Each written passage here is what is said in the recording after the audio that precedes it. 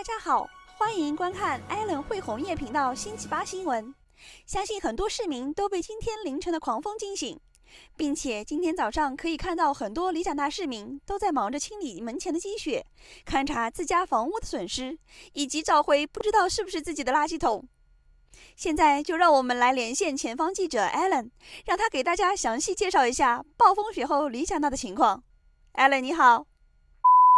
现在就让我们来连线前方记者 Alan， 让他给大家详细介绍一下暴风雪后里贾纳的情况。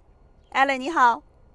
主持人你好，正如你刚才所说的，今天凌晨1点左右，30年一遇的暴风雪席卷里贾纳，狂风在今天早上终于有所减弱。这次暴风创造了全省1月份最高阵风纪录，布拉茨湖的阵风达到了每小时143公里，很多被吹倒的电线杆、路灯、树木仍倒在路边等待清理，雪堆中埋着不计其数的瓦片和饭丝。省电力公司立即开展全市的线路抢修工作。今早部分学校因停电紧急通知停课，但有望在今天下午全面恢复供电。市政部门也立即开展道路清扫，自家有工具车的也早早地扫清了自己的门前雪。大家可以看到，凌晨1点左右，因为狂风有一棵大树被吹倒，正好砸在邻居的客厅上方。现在这些树木都已经得到了清理，让我们来采访一下当事人。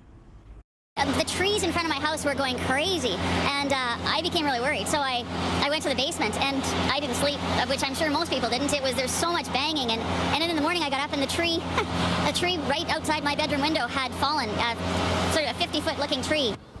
但是我们里村大多数人还是很淡定的，该短打的绝对不会多穿一件衣服，也不会因为这点破事影响了自己的锻炼。